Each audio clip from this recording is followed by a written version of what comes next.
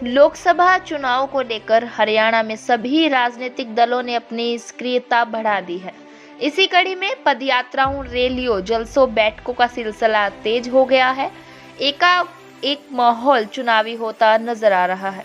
पिछले करीब 8.25 साल से हरियाणा में सत्तासीन भारतीय जनता पार्टी अब चुनावी मोड़ में आ गई है। पार्टी ने 29 जनवरी को गोहाना में एक रैली के जरिए एक तरह से संसदीय चुनाव का श्री गणेश किया और अब फरवरी को केंद्रीय मंत्री अमित शाह हरियाणा के करनाल में आ रहे हैं।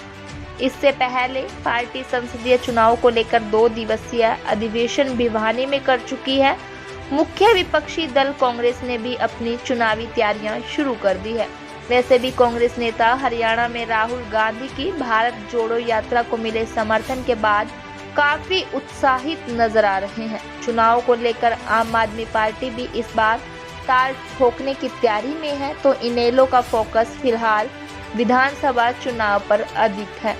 देश सहित हरियाणा में अगले साल मई माह में लोकसभा के चुनाव प्रस्तावित है। चुनावी घंटी बजने में बेशक अभी 1 साल से अधिक का वक्त बाकी है, लेकिन सियासी दलों ने अभी से अपनी तैयारियां शुरू कर दी हैं। इस बार भाजपा अपनी कुछ सीटों पर वर्तमान सांसदों की टिकट काट सकती है और नए चेहरों पर दांव खेला जा सकता है। चुनावों को लेकर भारतीय जनता पार्टी अभी से संसदीय चुनाव को लेकर चुनावी मोड में आ गई है। 29 जनवरी को गोहाना में हुई रैली में केंद्रीय मंत्री अमित शाह ने भी फोन के जरिए अपने संदेश में हरियाणा में सभी 10 सीटों पर कमल खिलाने का आह्वान किया था। इसी बीच अभी हाल में भिवानी में हुए पार्टी के 2 दिवसीय अधिवेशन में संगठन की मजबूती पर मंथन किया गया, तो 2024 में प्रस्तावित लोकसभा विधानसभा चुनाव को लेकर ठोस रणनीति बनाई गई। इस बैठक में लोकसभा की सभी 10 सीटों पर जीत को लेकर कार्यकर्ताओं को गुरमंत्र दिया गया। भाजपा में इस समय 4 लाख पन्ना प्रमुख है, 40 मतदाताओं पर 1 पन्ना प्रमुख बनाया गया है। इसके अलावा संगठन में पदाधिकारी भी लगातार सक्रिय हैं।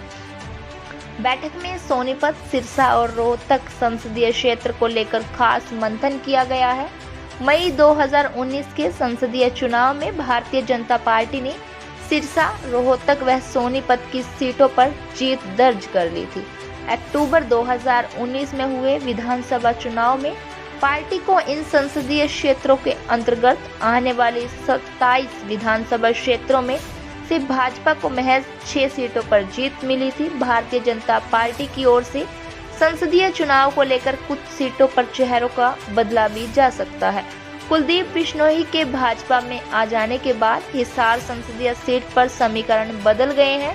कुलदीप बिश्नोई हिसार से भाजपा के उम्मीदवार हो सकते हैं और वर्तमान सांसद बजेंद्र सिंह का टिकट घट सकता है। इसी तरह से रोहतक से पार्टी किसी बड़े जाट नेता को संसदीय चुनाव में उतार सकती है।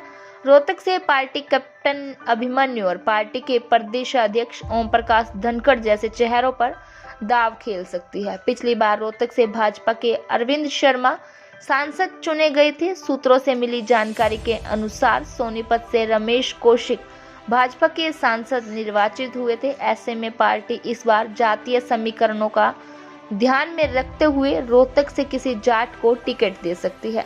सिरसा से पिछली बार सांसद सुनीता दुग्गल चुनी गई थी। अब सिरसा में पूर्व मंत्री कृष्ण बेदी भी सक्रिय हो गए हैं।